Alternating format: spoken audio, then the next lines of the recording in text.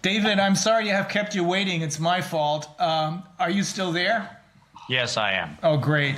Nice to see you again. Good to see you as well. So, I think it's best if you introduce yourself. I know you're the chairman of MCAM, International Innovation Risk Management, but that doesn't tell a whole lot of people what you're really doing. Yeah, well, from a corporate standpoint, we have since 1998 been the world's largest underwriter of intangible assets used in finance in 168 countries. So in the majority of the countries around the world, our underwriting systems, which include the entire corpus of all patents, patent applications, federal grants, procurement records, e-government records, etc. We have the ability to not only track what is happening and who is involved in what's happening, but we monitor a series of thematic interests for a variety of organizations and individuals, as well as for our own commercial use, because as you probably know, we maintain three global equity indices, which are the top performing large cap and mid cap equity indexes worldwide. So our business is to monitor the innovation that's happening around the world, and specifically to monitor the economics of that innovation, the degree to which financial interests are being served, corporate interests are being dislocated, et cetera. So our business is the business of innovation, and it's finance. Okay, I got that. Yeah. So obviously from the standpoint of this presentation, as you know, we have reviewed the over 4,000 patents that have been issued around SARS coronavirus. And we have done a very comprehensive review of the financing of all of the manipulations of coronavirus, which gave rise to SARS as a subclade of the beta coronavirus family. And so what I wanted to do was give you a quick overview timeline-wise, because we're not going to go through 4,000 patents on this conversation, but I have sent to you and your team a document that is exceptionally important. This was made public in the spring of 2020. Yes. This document, which you do have and can be posted in the public record, is quite critical in that we took the reported gene sequence, which was reportedly isolated as a novel coronavirus, indicated as such by the ICTV, the International Committee on Taxonomy of Viruses of the World Health Organization. We took the actual genetic sequences that were reportedly novel and reviewed those against the patent records that were available as of the spring of 2020. And what we found, as you'll see in this report, are over 120 patented pieces of evidence to suggest that the declaration of a novel coronavirus was actually entirely a fallacy. There was no novel coronavirus. There are countless very subtle modifications of coronavirus sequences that have been uploaded, but there was no single identified novel coronavirus at all. As a matter of fact, we found records in the patent records of sequences attributed to novelty going to patents that were sought as early as 1999. So not only was this not a novel anything, it's actually not only not been novel, it's not been novel for over 2 decades. But let's take a very short and what I'll do is I'll take you on a very short journey through the patent landscape to make sure people understand what happened. But as you know, up until 1999, the topic of coronavirus vis-a-vis the patenting activity around coronavirus was uniquely applied to veterinary sciences. The first vaccine ever patented for coronavirus was actually sought by Pfizer. The application for the first vaccine for coronavirus, which was specifically this S spike protein. So the exact same thing that allegedly we have rushed into invention. The first application was filed January 28th, 2000, 21 years ago.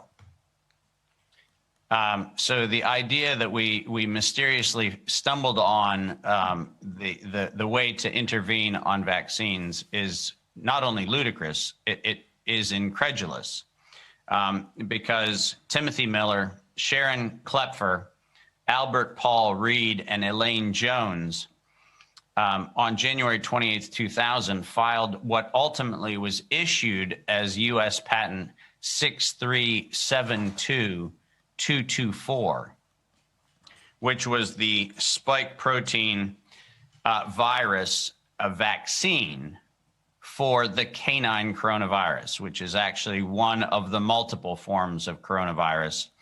But as I said, the early work up until 1999 was largely focused in the area of vaccines for animals. The two animals receiving the most attention were probably Ralph Barrick's work on rabbits and the rabbit cardiomyopathy that was associated with significant problems among rabbit breeders, and then canine coronavirus in Pfizer's work to identify how to develop S and spike protein vaccine target candidates, giving rise to the obvious evidence that says that neither the coronavirus concept of a vaccine nor the principle of the coronavirus itself as a pathogen of interest with respect to the spike protein's behavior is anything novel at all. As a matter of fact, it's 22 years old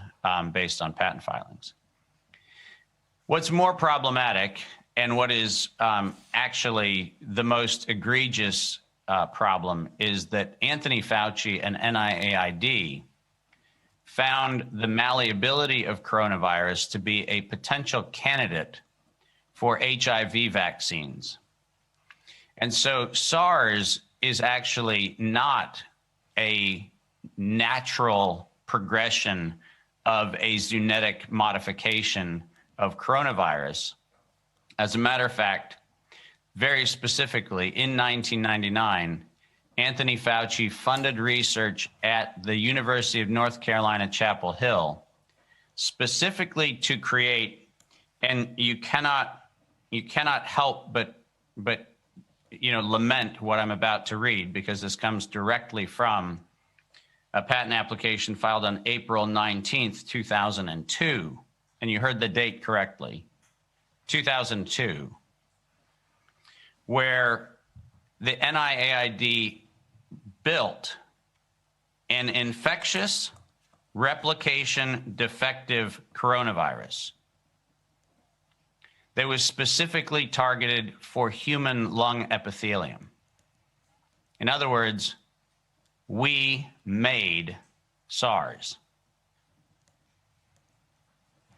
And we patented it on April 19th, 2002, before there was ever any alleged outbreak in Asia, which, as you know, followed that by several months. That patent, issued as U.S. Patent 7279327, that patent clearly lays out in very specific gene sequencing the fact that we knew that the ACE receptor, the ACE2 binding domain, the S1 spike protein, and other elements of what we have come to know as this scourge pathogen was not only engineered, but could be synthetically modified in the laboratory using nothing more than gene sequencing technologies, taking computer code and turning it into a pathogen or an intermediate of the pathogen. And that technology was funded exclusively in the early days as a means by which we could actually harness coronavirus as a vector to distribute HIV vaccine. Okay. Okay. So it gets worse. Uh-oh.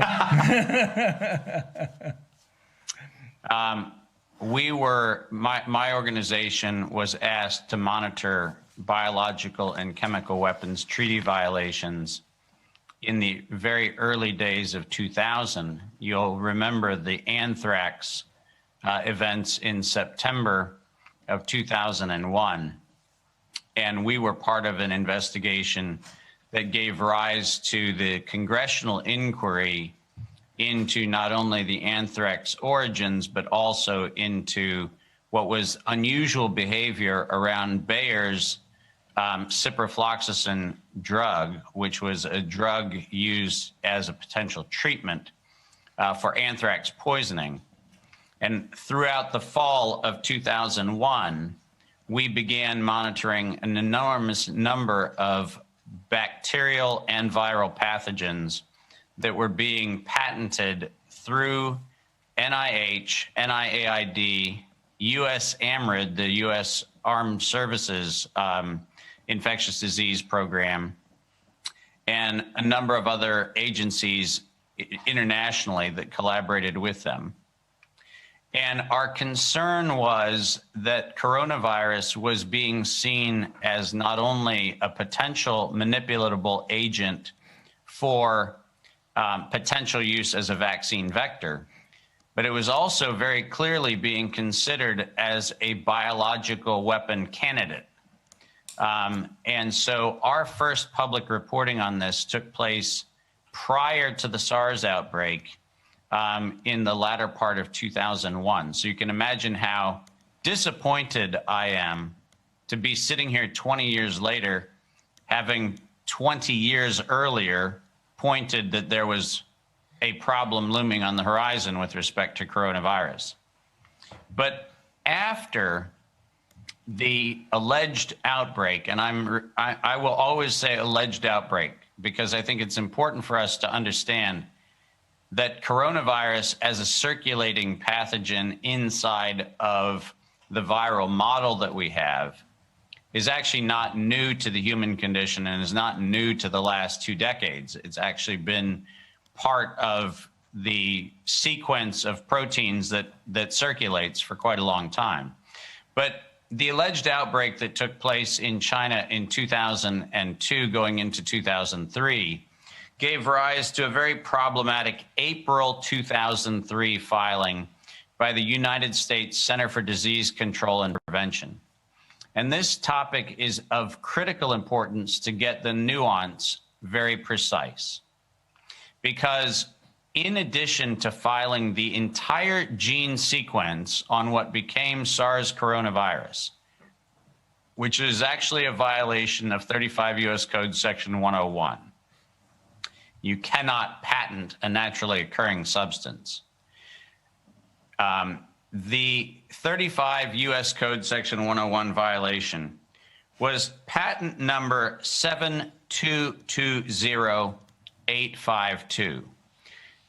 Now, that patent also had a series of derivative patents associated with it. These are patent applications that were broken apart because they were of multiple patentable subject matter.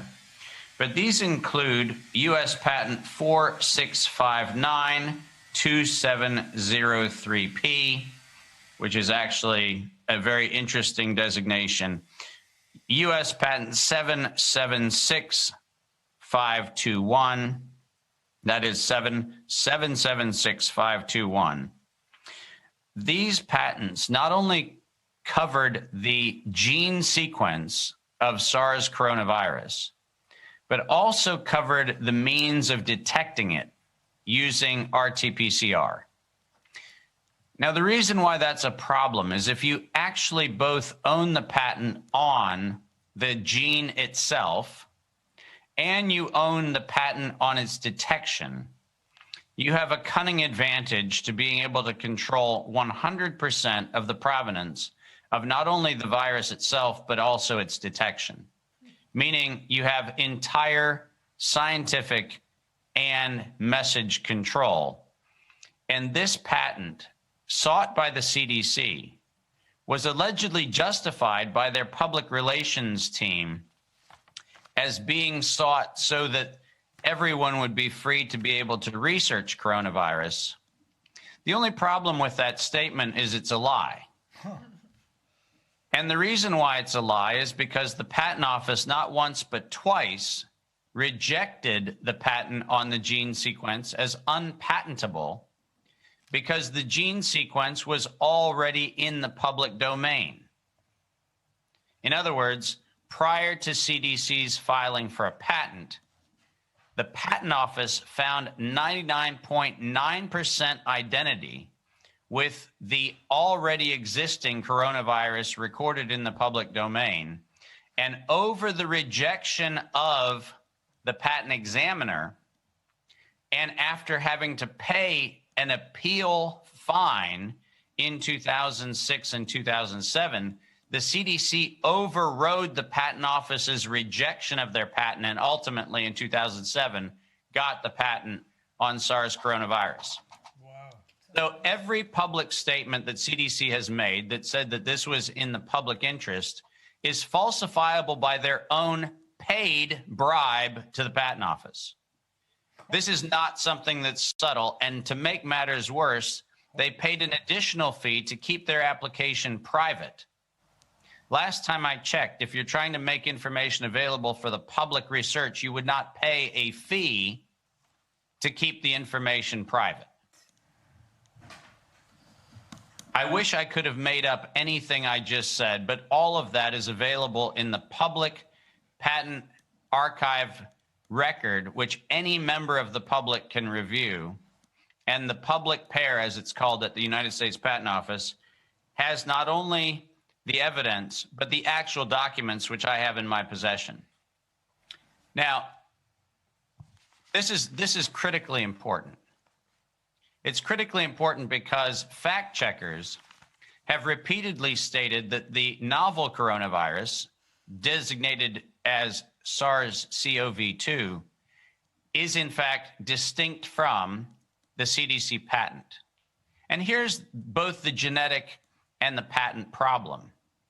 If you look at the gene sequence that is filed by CDC in 2003, again in 2005, and then again in 2006, what you find is identity in somewhere between 89 to 99% of the sequence overlaps that have been identified in what's called the novel subclade of SARS-CoV-2. What we know is that the core designation of SARS coronavirus, which is actually the clade of the beta coronavirus family, and the subclade that has been called SARS-CoV-2 have to overlap from a taxonomic point of view. You cannot have SARS designation on a thing without it first being SARS. So the disingenuous fact checking that has been done saying that somehow or another CDC has nothing to do with this particular patent or this particular pathogen is beyond both the literal credibility of the published sequences, and it's also beyond credulity when it comes to the ICTV taxonomy, because it very clearly states that this is in fact a subclade of the clade called SARS coronavirus. Now, what's important is on the 28th of April, and listen to the date very carefully because this date is problematic. 3 days after CDC filed the patent on the SARS coronavirus in 2003, 3 days later, Sequoia Pharmaceuticals, a company that was set up in Maryland, Sequoia Pharmaceuticals on the 28th of April, 2003, filed a patent on antiviral agents for treatment and control of infections by coronavirus. CDC filed 3 days earlier, and then the treatment was available 3 days later. Now, just hold that thought for a second. Who is Sequoia Pharmaceuticals? Well, there you go. That's a good question, because Sequoia Pharmaceuticals and ultimately Ablinks Pharmaceuticals became rolled into the proprietary holdings of Pfizer, Crucell, and Johnson & Johnson. Wow. So ask yourself a simple question. How would one have a patent on a treatment for a thing that had been invented 3 days earlier? Yeah. The patent in question, the April 28th, 2003 patent, 7151163, issued to Sequoia Pharmaceuticals, has another problem. The problem is it was issued and published before the CDC patent on coronavirus was actually allowed. So the degree to which the information could have been known by any means other than insider information between those parties is zero. It is not physically possible for you to patent a thing that treats a thing that had not been published because CDC had paid to keep it secret.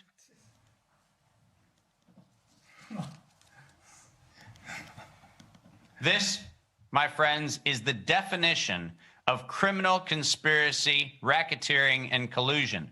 This is not a theory. This is evidence. You cannot have information in the future inform a treatment for a thing that did not exist. This could well blow up into a RICO case ultimately. This is it is a RICO case. It's not could blow up into it. It is a RICO case. And the RICO pattern, which was established in April of 2003 for the first coronavirus, was played out to exactly the same schedule when we see SARS-CoV-2 show up, when we have Moderna getting the spike protein sequence by phone from the Vaccine Research Center at NIAID prior to the definition of the novel subclade. How do you treat a thing before you actually have the thing? I have to translate this. This is, you can't make this up. Definitely not. It's going to get worse here. Oh no, it can't get worse. Oh, it does. In the 5th of June, 2008, which is an important date because it is actually around the time when DARPA, the Defense Advanced Research Program in the United States, actively took an interest in coronavirus as a biological weapon. June 5th, 2008, Ablinks, which, as you know, is now part of Sanofi, filed a series of patents that specifically targeted what we've been told is the novel feature of the SARS-CoV-2 virus. And you heard what I just said. This is the 5th of June, 2008. They filed what? Specifically, they targeted what was called the polybasic cleavage site for SARS-CoV, the novel spike protein, and the ACE2 receptor binding domain, which is allegedly novel to SARS-CoV-2. And all of that was patented on the 5th of June, 2008.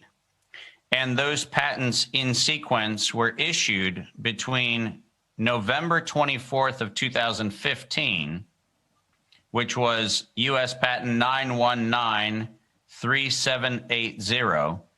So that one came out after the gain of function moratorium.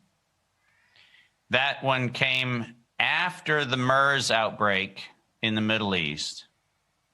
But what you find is that then in 2016, 2017, 2019, a series of patents all covering not only the RNA strands, but also the subcomponents of the gene strands, were all issued to Ablynx and Sanofi.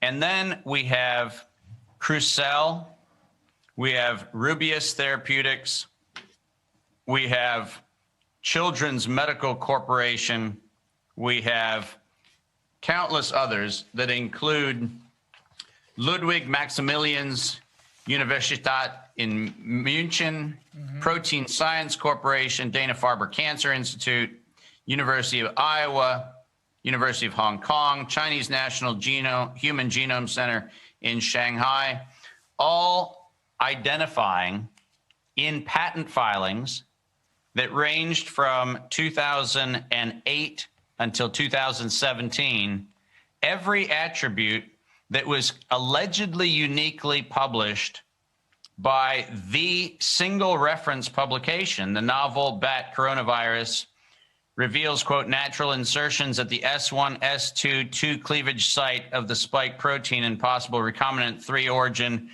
of the SARS-CoV-2 virus. The paper that has been routinely used to identify the novel virus, unfortunately, if you actually take what they report to be novel, you find 73 patents issued between 2008 and 2019, which have the elements that were allegedly novel in the SARS-CoV-2, specifically as it relates to the polybasic cleavage site, the ACE2 receptor binding domain, and the spike protein. So the clinically novel components of the clinically unique, clinically contagious, you know where I'm going with this, okay? There was no outbreak of SARS because we had engineered all of the elements of that. And by 2016, the paper that was funded during the gain-of-function moratorium that said that the SARS coronavirus was poised for human emergence, written by none other than Ralph Baric, was not only poised for human emergence, but it was patented for commercial exploitation 73 times. Didn't Ralph Baric, I think I saw a video clip with him giving a speech in which he explicitly told the audience that you can make a lot of money with this. Yes, you can. And he has made a lot of money doing this. Oh. So for those who want to live in the illusion that somehow or another that's the end of the story, be prepared for a greater disappointment, because somebody knew something in 2015 and 2016, which gave rise to my favorite quote of this entire pandemic. And by that, I'm not being cute. My favorite quote of this pandemic was a statement made in 2015 by Peter Daszak. The statement that was made by Peter Daszak in 2015, reported in the National Academies of Press publication, February 12th, 2016, and I'm quoting, "We need to increase public understanding of the need for medical countermeasures such as a pan-coronavirus vaccine. A key driver is the media, and the economics will follow the hype. We need to use that hype to our advantage to get to the real issues. Investors will respond if they see profit at the end of the process," end quote. That's quite shocking, because I thought that... Let me just read that again, just because I don't know if I might get lost in translation. So let me just go ahead and read it slowly. Yeah. And as Americans love to do when speaking to a multilingual audience, maybe I should say it louder. I won't. We need to increase public understanding of the need for medical countermeasures, such as a pan-coronavirus vaccine. A key driver is the media, and the economics will follow the hype. We need to use that hype to our advantage to get to the real issues. Investors will respond if they see profit at the end of the process. End quote.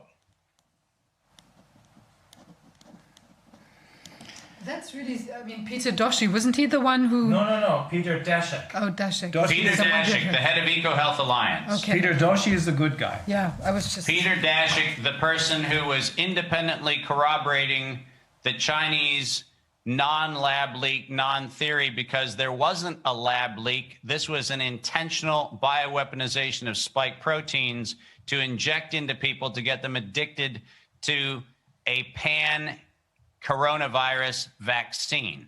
This has nothing to do with a pathogen that was released, and every study that's ever been launched to try to verify a lab leak is a red herring. And there's really nothing that is new in this. Nothing. Zero. 73 patents on everything clinically novel. 73, all issued before 2019. And I'm going to give you the biggest bombshell of all to prove that this was actually not a release of anything, because patent 7279327, the patent on the recombinant nature of that lung-targeting coronavirus, was transferred mysteriously from the University of North Carolina, Chapel Hill to the National Institutes of Health in 2018. Now, here's the problem with that. Under the Bayh-Dole Act, the U.S. government already has what's called a march-in right provision. That means if the U.S. government has paid for research, they are entitled to benefit from that research at their demand or at their whim. So explain why in 2017 and 2018, suddenly the National Institutes of Health have to take ownership of the patent that they already had rights to, held by the University of North Carolina, Chapel Hill. And how did they need to file a certificate of correction to make sure that it was legally enforceable? Because there was a typographical error in the grant reference in the first filing. So they needed to make sure that not only did they get it right, but they needed to make sure every typographical error that was contained in the patent was correct. On the single patent required to develop the Vaccine Research Institute's mandate, which was shared between the University of North Carolina, Chapel Hill in November of 2019 and Moderna in November of 2019, when UNC Chapel Hill, NIAID, and Moderna began the sequencing of a spike protein vaccine a month before an outbreak ever happened. You have all the evidence, right? Yep. So it's all about money. It has always been about money. And just to answer a question that was asked slightly earlier, the script for this was written first January 6, 2004. January 6, 2004. Who wrote the script? Merck. At a conference called SARS and Bioterrorism. Bioterrorism and emerging infectious diseases, antimicrobials, therapeutics, and immune modulators. Merck introduced the notion of what they called the new normal. Proper noun, the new normal, which is the language that became the branded campaign that was adopted by the World Health Organization, the Global Preparedness Monitoring Board, which was the board upon which the Chinese director of Center for Disease Control, Bill Gates's Dr. Elias of the Gates Foundation, and Anthony Fauci sat together on that board of directors, but the first introduction of the New Normal campaign, which was about getting people to accept a universal pan-influenza, pan-coronavirus vaccine, was actually adopted January 6, 2004. So it's been around quite a long time. I'm not going to belabor many more points other than to say that it was very clear that Merck knew that Moderna knew that it was going to be placed in the front of the line with respect to the development of a vaccine in March of 2019. And this is a very important date, because in March of 2019, for reasons that are not transparent, they suddenly amended a series of rejected patent filings, which is a very bizarre behavior. But they amended a number of patent filings to specifically make reference to an intentional or accidental release, their term, deliberate release of coronavirus. So in March, they amended 4 failed patent applications to begin the process of a coronavirus vaccine development. And they began dealing with a very significant problem that they had, which was they relied on technology that they did not own. 2 Canadian companies, Arbutus Pharmaceuticals and Acuitas Pharmaceuticals, actually own the patent on the lipid nanoparticle envelope that's required to deliver the injection of the mRNA fragment. And those patents have been issued both in Canada and in the US and then around the world in their world intellectual property equivalents. Moderna knew that they did not own the rights and began trying to negotiate with Arbutus and Acuitas to get the resolution of the lipid nanoparticle patented technology available to be put into a vaccine. And we know, as I made reference to before, that in November, they entered into a research and cooperative research and development agreement with UNC Chapel Hill with respect to getting the spike protein to put inside of the lipid nanoparticle so that they actually had a candidate vaccine before we had a pathogen allegedly that was running around. What makes that story most problematic, beyond the self-evident nature of it, is that we know that from 2016 until 2019, at every one of the NIAID Advisory Council board meetings, Anthony Fauci lamented the fact that he could not find a way to get people to accept the universal influenza vaccine, which is what was his favorite target. He was trying to get the population to engage in this process.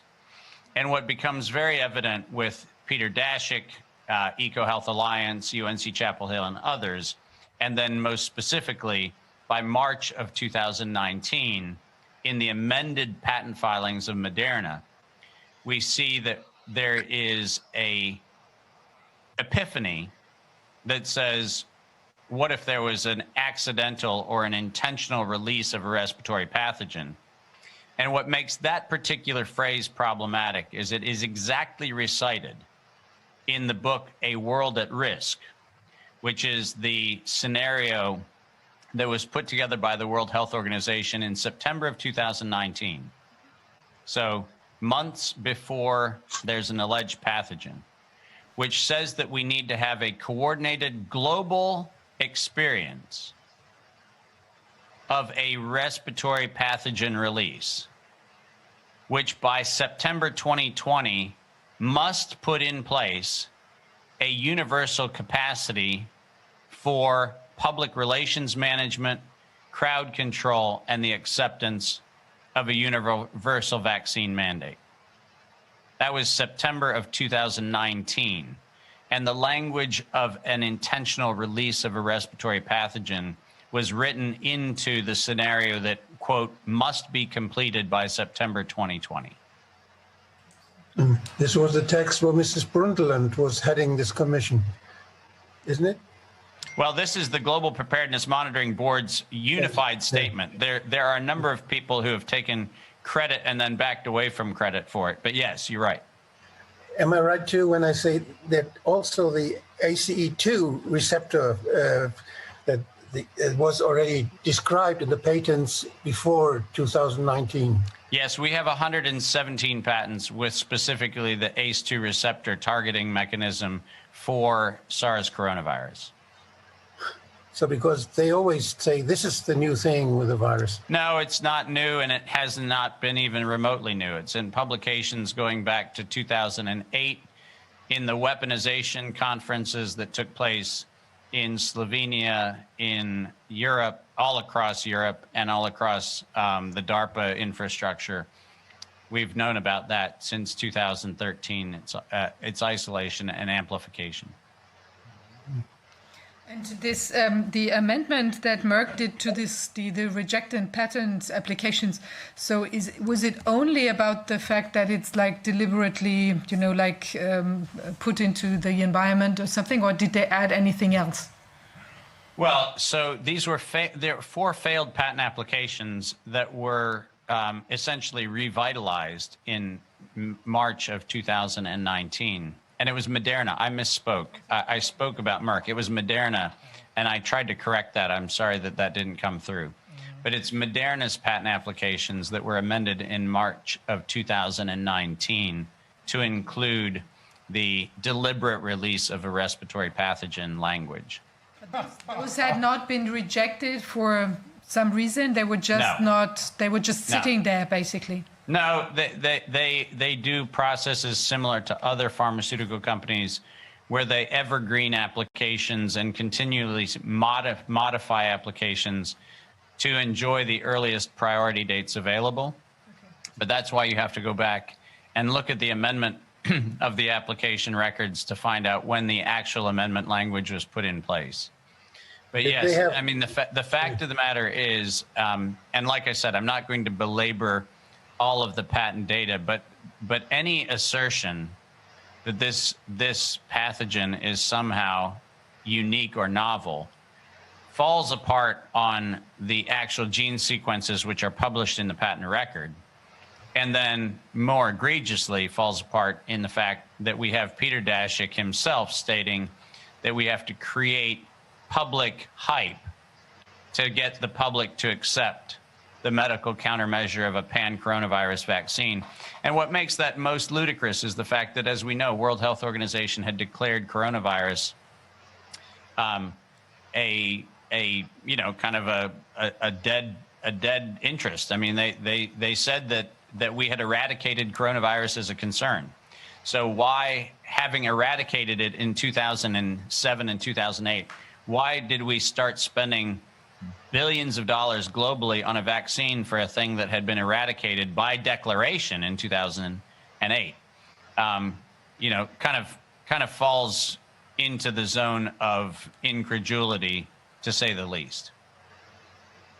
But doesn't that also mean if you take the entirety of the evidence, then this is a tool, the coronavirus and the vaccines, this is a tool.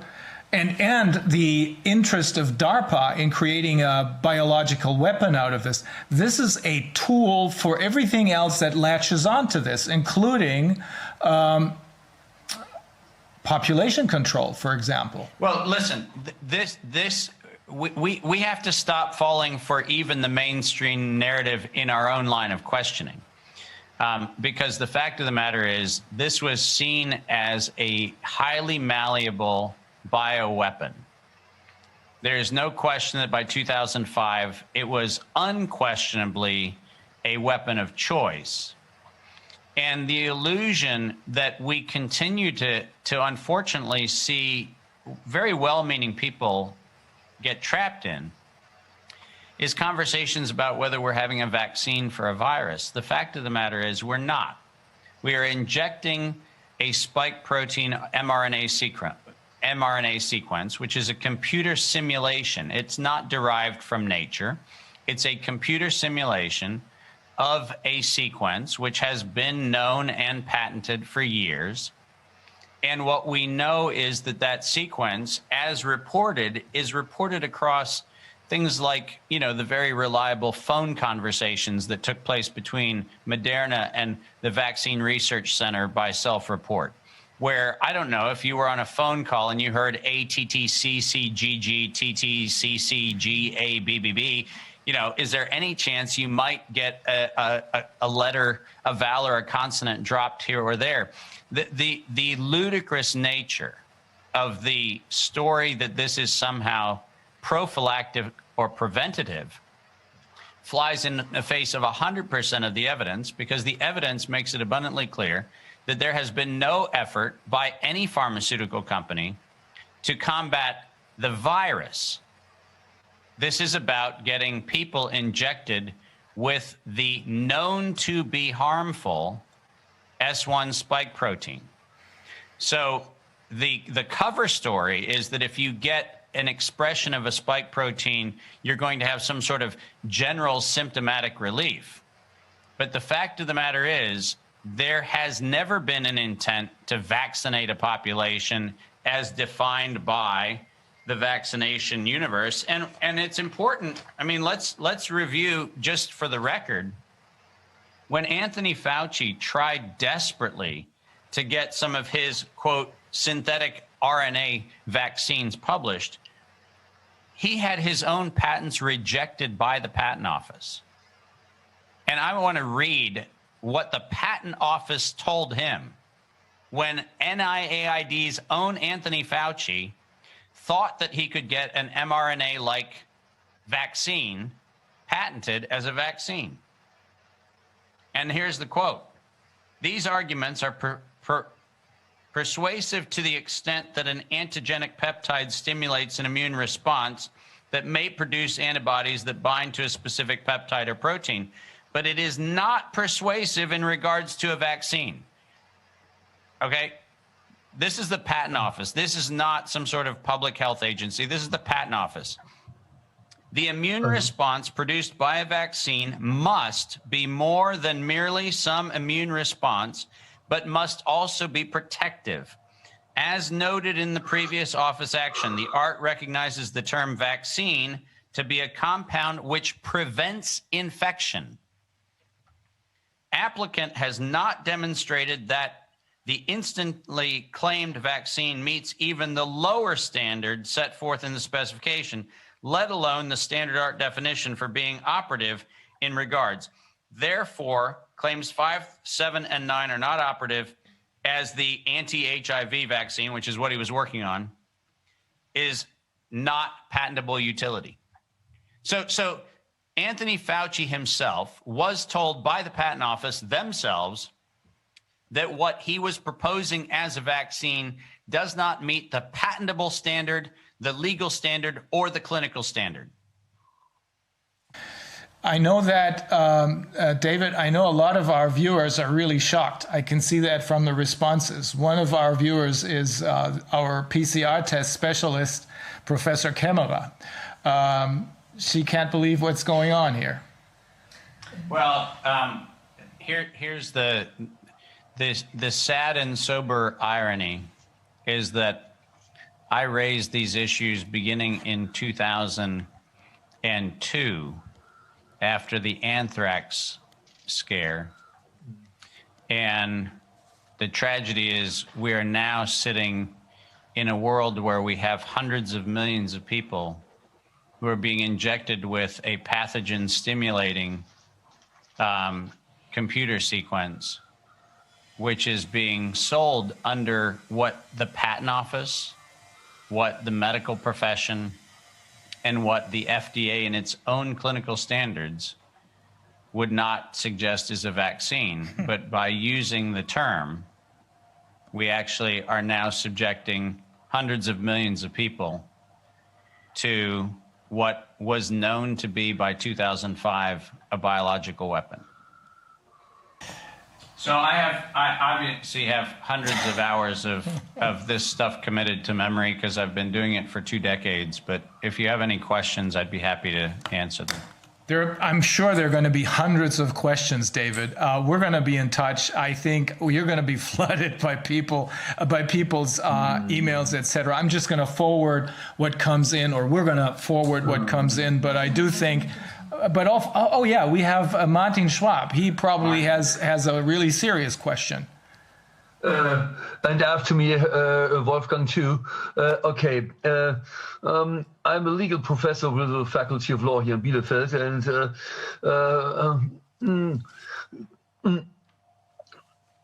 I have to tell you that the Constitutional Protection Unit of the Ministry of Interior Affairs observes the so-called Corona denier scene. Corona denier is everyone who dares to disagree to the with the official line. With the official line, yes. If this Constitutional Protection Unit takes notice of me taking part in discussion that this pandemic was put on stage intentionally, they will probably try to fire me from my job. So I have to at least ask some questions. While I heard you talking, I took a look at patent number. Which one was it? 7220-852 and 7151163. And 7220852 was filed in April 12, and 715 and so on was filed in April 28 of 2004. I see a difference between 16, not 3 days. What did I misunderstand? No, April 23rd, 2003 was the CDC master filing date. Okay.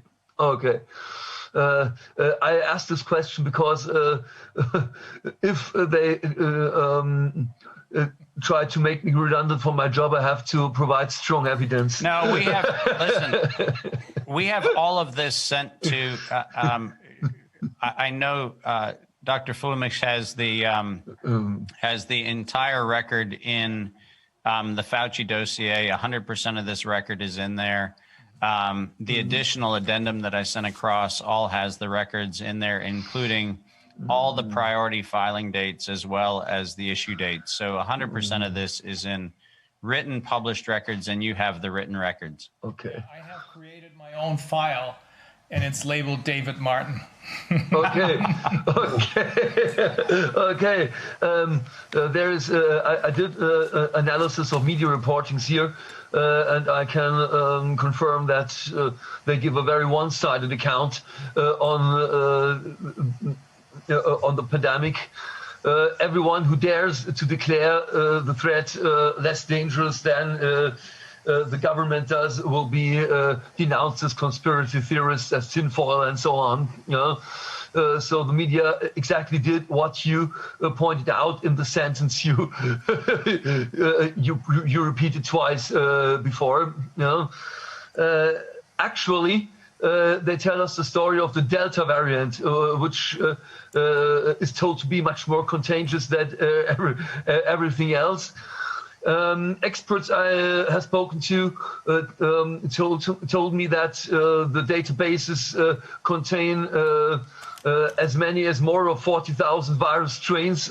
Correct. So could this Delta variant be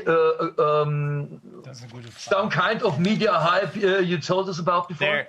There is no such thing as an alpha or a beta or gamma or delta variant.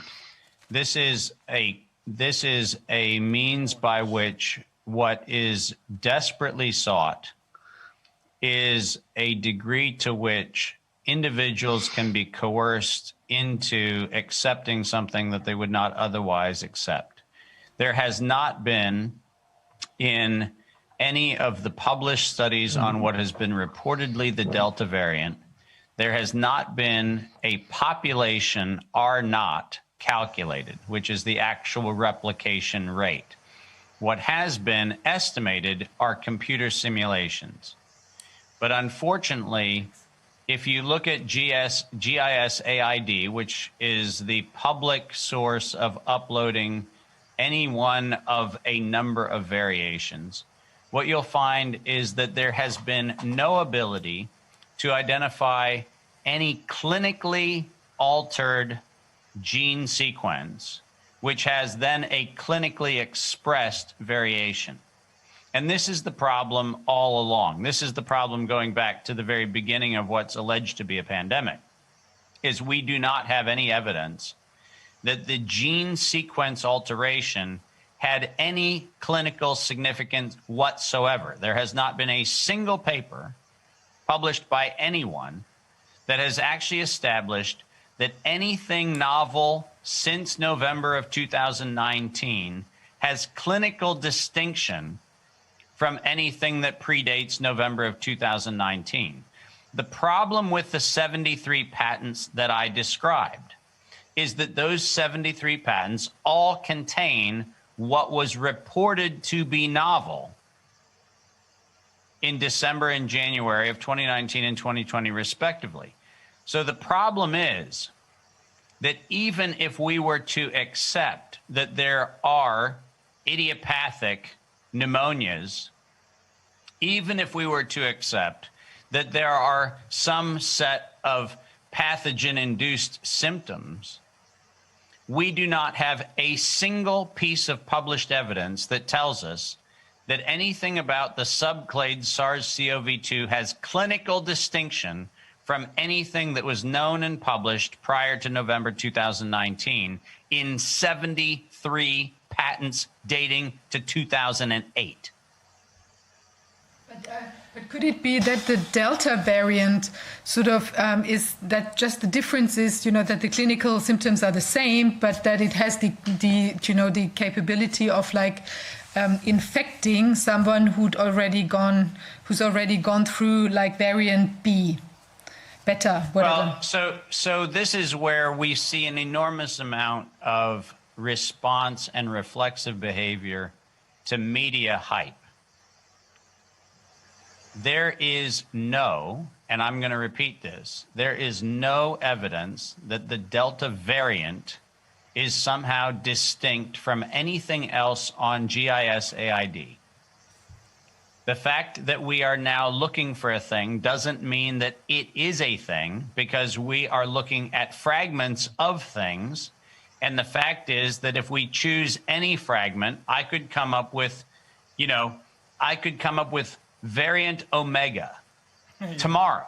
Yes. And I could come up with variant Omega, and I could say, I'm looking for this sub-strand of either DNA or RNA, or even a protein, and I could run around the world going, oh my gosh, fear the Omega variant. Yes. And the problem is that because of the nature of the way in which we currently sequence genomes, which is actually a compositing process, it's what we call in mathematics an interleaving.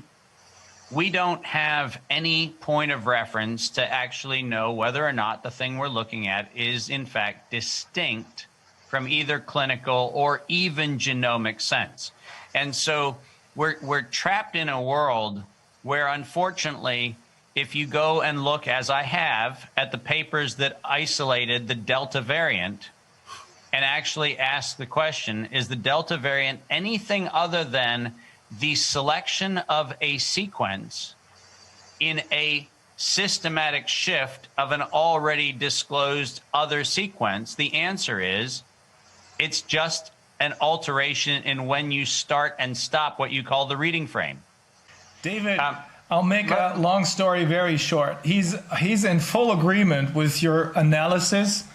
He understands your anguish with respect to you having told the world about this 20 years ago almost, and he admires your tenacity. and he's extremely grateful for you having taken this very close look at the problem through patent law. Dr. Wodak believes that patents are really problematic because it turns out that it is probably 5 times more expensive to patent drugs as opposed to having public, I mean, not public, private, but public universities getting the stipends, getting the money that they need in order to develop these vaccines. Yeah, I'm going to do something that's very unfair, but I'm going to hold the document very close to the screen. Mm-hmm. And it's only for representational purposes, but I want you to see that this is the Barrick patent that NIH needed to have returned to them for mysterious reasons in 2018. This is 7279327, and people can look this up on their own. But if you actually look at the sequences that are patented, which is one of the things that we've done, we actually look at the published sequences and realize that depending on where you clip the actual sequence string, you will have the same thing or you'll have a different thing based nothing more than on where you decide to parse the clip. And I want to read you, I mean, this is something that comes directly from their patent application. When they actually talk about the DNA strands, which they call sequence ID numbers, they actually specifically say the organism is an artificial sequence. An artificial sequence, meaning that it is not a sequence that has a rule base in nature. It is not something that was manifest for a particular natural derivative protein or natural derivative mRNA sequence that was isolated. Every one of these is in fact a synthetic artificial sequence. And if you go back and you look at each one of them, which we have done, what you'll find is that the sequences in fact are contiguous in many instances, but are overlapping in others, where it is merely a caprice determination that says something is or is not part of an open reading frame, or it is or is not part of a particular oligonucleotide sequence. Now, the reason why that's important is because if we are going to examine what ultimately is being injected into individuals, we need the exact sequence, not a kind of similar to. We need the exact sequence. And if you look at the FDA's requirement, and if you look at the European regulatory environment, and if you look at the rest of the world's regulatory environment, for reasons that cannot be explained, the exact sequence that has gone into what is amplified inside of the injection seems to be elusive. It seems to be something that someone cannot, in fact, state with 100% certainty the sequence is X.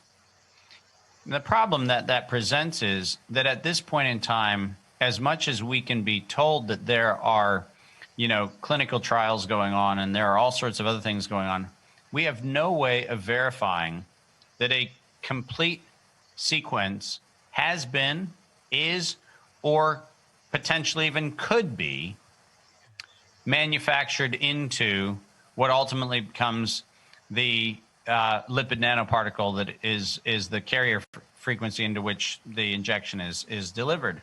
And it's important for people to understand that as far back as 2002 and all the way through the patent filings of 2003 and then the weaponization patents that began in 2008, in every one of these instances, fragments are identified, but they are identified without specificity. So we don't have direct terminal ends of the fragments. We have fragments which have, essentially hypothecated gaps into which anything can be placed. And that's the reason why I find the fact-checking around the patent situation to be most disappointing. Mm-hmm.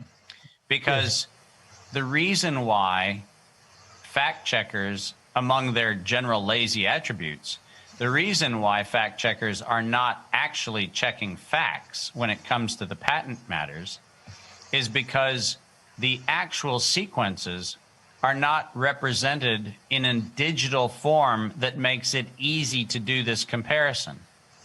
We literally had to take images of submitted typed paper and then code those in to do our own assessment. You cannot do this on the EPO's patent site. You cannot do this with WIPO data from Geneva. You cannot do this with the US Patent Office data.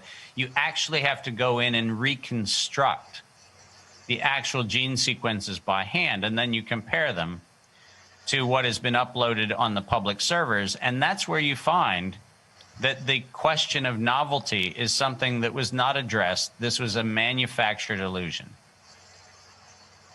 I have one more question.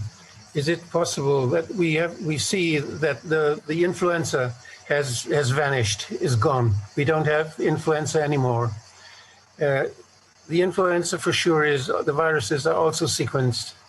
And is it possible that those parts sequences we now speak about, that they may exist in both of the virus types, so that it's just a matter of testing and a matter of instruments to observe what we find, whether we find influenza or whether we find corona? If we have a certain, if you have a book, you have a word with 5 letters, and you will find this 5 letters in many books. Right, exactly. And yeah, Wolfgang, your question is a beautiful metaphor of exactly the problem. The problem is, if what we're looking for is something we've decided is worth looking for, then we'll find it. And the good news is we'll find it a bunch of places. And if we've decided that we're no longer looking for a thing, it's not entirely surprising that we don't find it, because we're not looking for it. The fact of the matter is, whether it's the RT-PCR tests that we decided that there are fragments, which, by the way, I have looked at every one of the regulatory submissions that has been submitted to the FDA to try to figure out what was the gold standard to get the emergency use authorization, and what fragment of SARS-CoV-2 was officially the official fragment that was the comparator standard. And the problem is that you can't get a single standard. So the question becomes, in a world where there is no single standard, what is it that you actually find? Because if I'm looking for, and why don't I just read this? If I'm looking for CCACGCTTTG, do I add the next strand G, or do I go, no, the next bit is GTTTAGTTCG? And you get the point. The point is that where I choose to start and stop, I can actually say, I found it. Oh, I didn't find it. yeah. And I didn't find the match that I projected onto the data because I chose to look at the data in a way that I could not find the match. Influenza did not leave the human population. No. Influenza was a failed decade-long pan-influenza vaccine mandate that was desperately promoted by governments around the world. They failed, and they decided if influenza doesn't deliver on the public promise of getting everybody to get an injection, let's change the pathogen. There are many more they can change. Oh, goodness, we've got tons more to come. Yes, but now we're on to them. I would like to tell you something about this development of the Drosten PCR test. You know, because we looked at it, I mean, just briefly, not to that extent that you now looked at the patents that you just described. But we looked at this kind of miracle, or strange aspect of the Drosten test development, because he, despite the fact that he would have needed to basically, through his employer, the Charité, who would be entitled to holding the patents on this his invention, he just published the instruction to the WHO, so everyone could see it. So basically, the whole invention lost its, the possibility to be patented, and that's kind of strange, when you look at it. So we asked the Charité in a Freedom of Information Act request. And so they said, well, because there was so much rush to get the the test out, because there was this pandemic going on. So it was like we didn't look at the finances. We just didn't care. So that's kind of strange as a procedure, because basically this test is worth like billions. How could you just? This is a publicly financed hospital. How can they just give away all this whole thing? And then, because he was also in close cooperation with a private company, Tip Molbiol, it's the same with which he had developed all the PCR tests from 2002, from the first SARS and then MERS, Zika, and so on and so on. So it's very strange, because he was basically functioning as a door opener for this company, because they also said to us, so basically it was Drosten who decided to which possible country or laboratory or whatever the test, this Tip Molbiol company would send out the test kits in order to then, of course, make more money, because he was basically he had a first mover advantage, Drosten or this company. So it's clear now. Maybe there was nothing at that point, because there was so many patents already going on. So basically, from this not novel virus or PCR test, he couldn't patent anything that would have been new. So basically, it was really a very logical thing to do then, to use the whole thing as just to make profit from this first mover advantage. And maybe Drosten is somehow involved in this whole legal he's one of the most important people in this scheme, because he's the one whose strings they pulled first. Yeah, you need to create the illusion of demand, and there's nothing right now that does a better job of creating the illusion of demand than the urgency of an event that you've manufactured.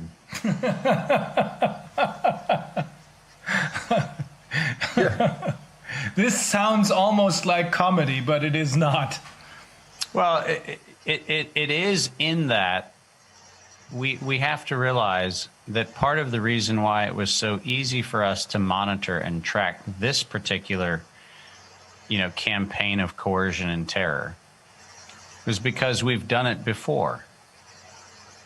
I started my comments by making sure people remember that when it came to solving for the anthrax outbreak, remember that while we had hundreds of thousands of military people in the Middle East allegedly getting even for the events of September of 2001, we had 2 postal inspectors investigating anthrax.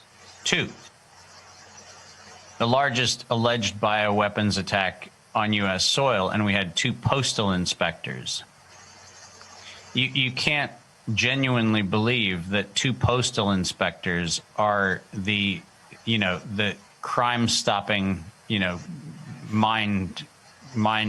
bendingly powerful individuals in the universe. Now, I have nothing against postal inspectors, but I can guarantee you that if I was investigating a bioterror attack, I would not have the post office having 2 postal inspectors as their crack team doing the investigation. It was disingenuous, and Congress knew it, and that's the reason why, we publish a thing that is not necessarily a bestseller, but we publish an intelligence briefing on every violation of the biological and chemical weapons treaties that people have signed around the world. And it's a phone book. that tells you where and who's funding and so for us, it wasn't hard to figure out that this was not a public health crisis. This was an opportunistic marketing campaign to address a stated objective. And that's why this is Occam's razor. It's the easiest thing to describe because they're the ones that said it. And the Occam's razor reality is they said they needed to get the public to accept a pan-coronavirus vaccine countermeasure. And they needed the media to create the hype, and investors would follow where they see profit. You do not have anything else you need to rely on to explain the events of the last 20 months than the actual statement of the actual perpetrator. And I don't do the navel-gazing exercise of going in to try to understand whether there were mommy issues behind a bank robber. If they're holding a bag of money outside of a bank, I actually make the crazy assumption that maybe they're a bank robber.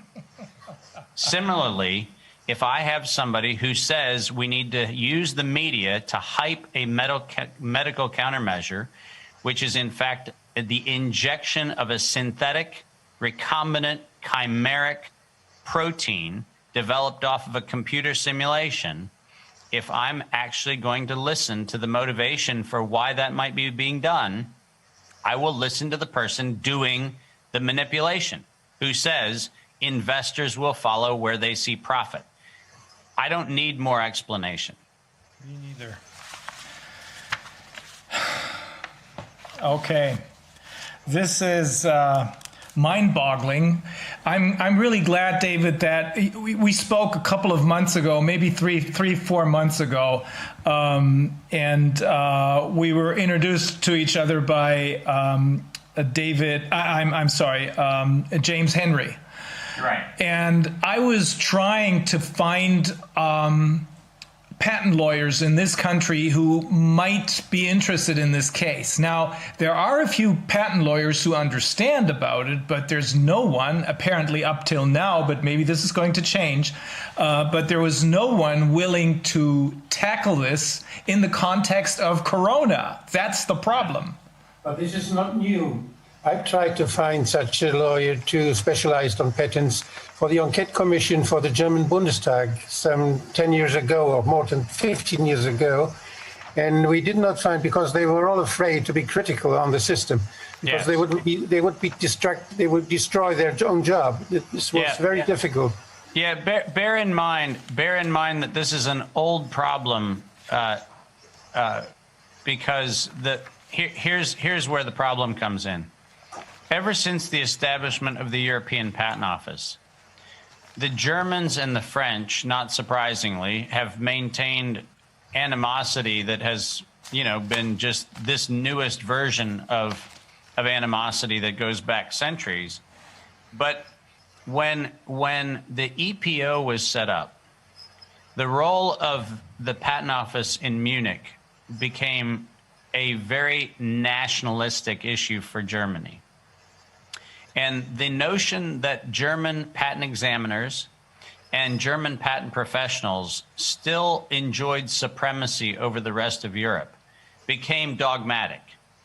In 2003 and 2004, when the European Patent Office was first audited by my organization, and where we showed that somewhere between 20 and 30% of the patents in Europe were functional forgeries, meaning that they were copied from previous patents, the German representation of the European Patent Office lost their mind at the notion that they were doing anything remotely wrong. When the European Union commissioned us to do an examination into software patents a few years later at the request of the Swedish delegation to the European Union, and we showed hundreds and hundreds of software patents which were illegally granted by the European Union through the EPO, and then we found out that it was German patent examiners and German patent practitioners who were the ones who were responsible for their filing. We once again saw that there was an enormous outcry. And so what happens is that we have a dogmatically held position, which says that even though the European Patent Office is supposed to be pan-European, there is still in the minds of the German patent establishment a supremacy over the rest of Europe. And if you call into question anything, including patents granted on a bioweapon, you are treading on ground that there is no forgiveness for. Yes, we had some questions from Transparency International, and we were wiped out. The topic was not followed. Yep. Was Yeah, you just can't. It's not accessible, and that's just the tragedy of what has unfortunately become a regulatory capture organization. It's actually not doing the public service. Well, thank you for the time that you've spent, and I hope that it was helpful. It was very helpful. I think there's. Thank you very much. We're going to hear a lot of echoes. Thank you, David, and have a great weekend. Okay, take care, everybody. Thank you. You too. Bye-bye. Bye. Bye-bye.